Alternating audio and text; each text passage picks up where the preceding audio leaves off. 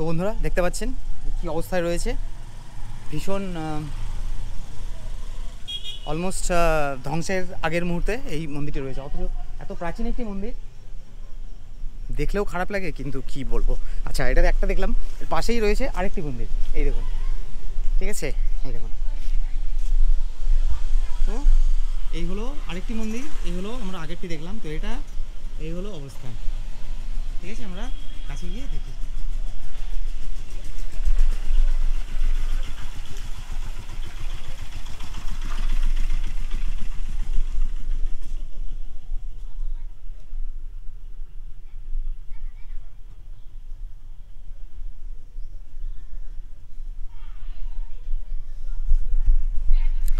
তো বন্ধুরা দেখতে পাচ্ছেন পেছনে ফাটল ধরে গেছে, এখানে একটা শিবলিঙ্গ টাইপের কিছু একটা রয়েছে, দেখে শিবলিঙ্গ মনে হচ্ছে, বাট নট শিওর।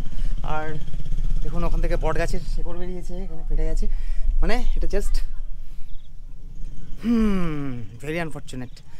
দেখলেও কষ্ট লাগে, খারাপ লাগে, কিন্তু দেখুন দেওয়ালটা পড়ে যাওয়া জাস্ট সময়ের অপেক্ষা। পেছনের দেওয়ালটা এই দেখুন, বট গাছের শেকড় এখান দিয়ে কীভাবে ঢুকেছে দেখতে পাচ্ছেন, ছাদ ফাদ পুড়ে বেরিয়ে গেছে। আর এই হলো শিবলিঙ্গ। তো এই হলো আমাদের কত শতাব্দী প্রাচীন মন্দির, অথচ কি তাদের অবস্থা, ভেরি আনফর্চুনেট। চলুন আমরা এবার কাছে গিয়ে আরও এই দুটি মন্দির দেখি।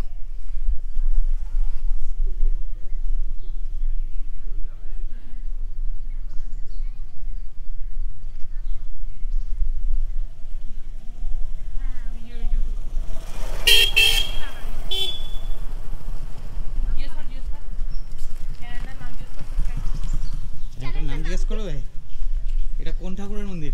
এটা শিব ঠাকুরের। সবগুলোই শিব ঠাকুরের? হ্যাঁ হ্যাঁ, শুধু এইটা কালী ঠাকুর।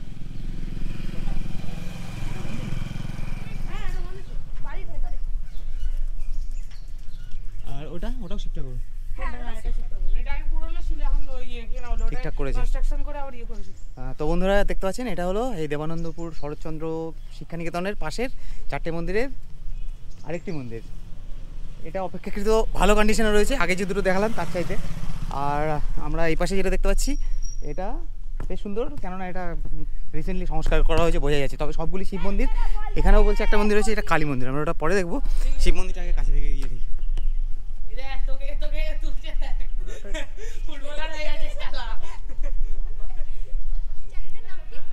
বলছি দাঁড়াও ভাই।